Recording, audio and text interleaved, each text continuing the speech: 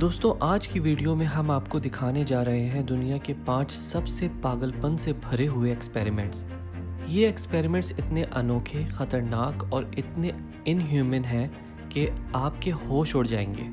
तो चलिए शुरू करते हैं। दी एवर्जन प्रोजेक्ट। एवर्जन प्रोजेक्ट एक statistic, psychological, unethical medical experiment था जो 1970s और 1980s में साउथ अफ्रीका में शुरू किया गया था। इसका मकसद था मिलिट्री कॉन्स्क्रिप्ट की होमोसेक्सुअलिटी को ठीक करना। ये एक्सपेरिमेंट भी रेस डिस्क्रिमिनेटेड था जो नॉन वाइट साउथ अफ्रीकन्स के खिलाफ रस्मी सियासत थी। इस प्रोजेक्ट में मजबूर करके एवर्जन थेरेपी ट्रीटमेंट दिया गया जिसमें केमिकल कास्ट्रेशन और इलेक्ट्रिक शॉक्स भी शामिल थे। आर्मी ने इस प्रोग्राम में हिस्सा लिया और लगभग 900 सेक्स चेंज सर्जरी प्रोसीजर को भी अलाउ किया। उस वक्त होमोसेक्सुअलिटी को मेडिकल कम्युनिटी में एक मेंटल बीमारी समझा जाता था। इस प्रोजेक्ट की जिम्मेदार chief psychiatrist doctor Aubrey Levin के खिलाफ इंसानी हुकूक का खिलाफ वर्जी का मुकदमा चलाया गया और बाद में उन्हें इंटरनेशनल इदारों ने इम्प्रिजनमेंट की सजा सुनाई। The Trinity test.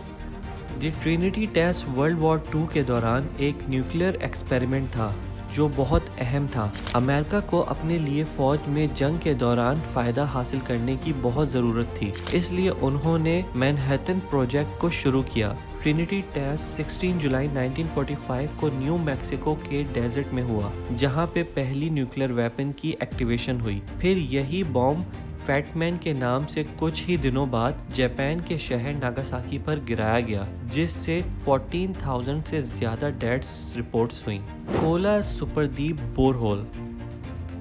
दोस्तों, कोला सुपरद्वीप बोरहोल एक ऐसी रिसर्च प्रोजेक्ट थी जो सोवियत यूनियन आज के रशिया में 1970s में शुरू हुई। इस प्रोजेक्ट का मकसद जमीन के क्रस्ट तक पहुंचना था।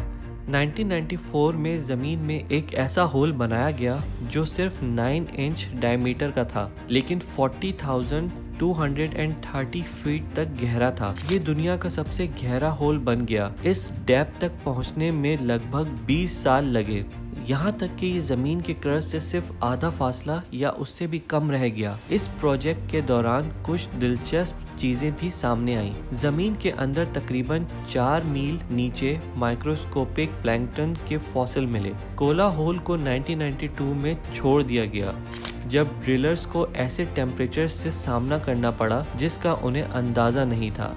ये टेम्परेचर 356 डिग्री फ़ारेनहाइट तक पहुंच गया था जबकि ड्रिलर्स के अंदाजे के मुताबिक उसे 212 डिग्री फ़ारेनहाइट तक का ही होना चाहिए था। ये गर्मी इक्विपमेंट पर बुरा असर डाल रही थी और जितनी ज़्यादा गर्मी बढ़ती उतने ही इक्विपमेंट्स खराब होते जा रहे थे और इस होल को मेंटेन करना और मुश्किल हो गया।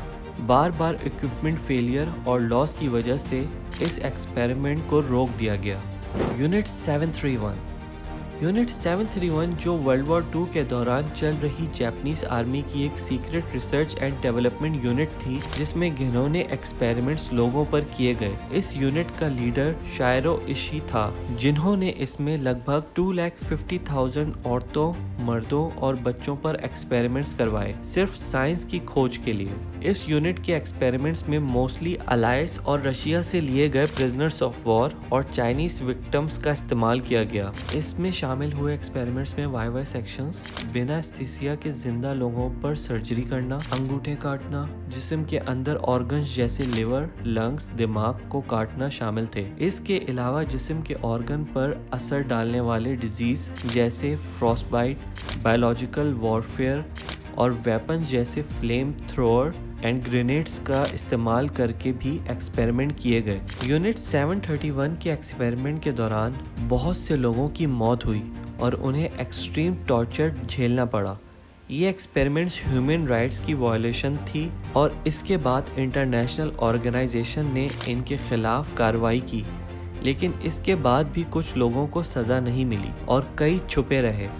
यूनिट 731 के क्राइम्स को छुपाने के लिए जापानीज गवर्नमेंट ने इसके मेंबर्स को एमनेस्टी दिया, लेकिन जब इसकी डेथ सामने आई तब दुनिया ने इस घिनौनी हरकत को जाना। आज भी इस यूनिट के विक्टिम्स और उनकी फैमिलीज को इंसाफ नहीं मिल पाया। Naezy concentration camp experiment. दोस्तों 1940s में घिनौनी हरकतें की जाने वाली नाज़ी रेजिम के दौरान नाज़ी हुकूमत ने कंसंट्रेशन कैंप्स में लोगों पर घिनौनी एक्सपेरिमेंट्स किए। इन एक्सपेरिमेंट्स में हाइपोथर्मिया, मलेरिया एंड इन्फेक्शन देना, लोगों को जहर देना, मस्टर्ड गैस का इस्तेमाल करना और बहुत कुछ शामिल था। एक इविल डॉक्टर जॉस मैंगल, जिसे डेथ एंजल भी कहा जाता है, उन लोगों में से एक था जिन्होंने इस तरह के एक्सपेरिमेंट्स पर नज़र रखी। उन्होंने ख़ास तवज्जो और फोकस ट्विंस पर दिया, जिनमें से गैप्सी और यहूदी थे। मैंगल ने बिना एनेस्थीसिया के लोगों के अंदर के ऑर्गन्स निकाले, बदन काटने और कैदियों को फैटल बैक्टीरिया और दूसरे खतरनाक चीज़ों से इंजेक्ट करने जैसे एबॉमिनेशंस किए। मैंगल ने मरे गए कैदियों की आंखों का इस्तेमाल किया, जिन्हें वो अपने हेट्रोक्रोमिया रिसर्च के लिए इस्तेमाल करता था। दोस्तों, नाज़ी कंसंट्रेशन कैंप एक्सपेरिमेंट में कई लोगों की जान गई और बहुत से लोगों ने इस घिनौने टॉर्चर को झेला। आज भी ये क्राइम्स इंसानियत की मौत कहलाते हैं और विक्टिम्स और उनके ख़ानदान आज भी इंसाफ के मुंतज़िर हैं। दोस्तों, इस वीडियो में हमने आपको 5 सबसे ख़तरनाक और पागलपन से भरे हुए एक्सपेरिमेंट्स के बारे में बताया। आपके ख्याल में इनमें से कौन सा एक्सपेरिमेंट सबसे ज़्यादा इनह्यूमन और ख़तरनाक था? आप हमें कमेंट सेक्शन में ज़रूर बताएं।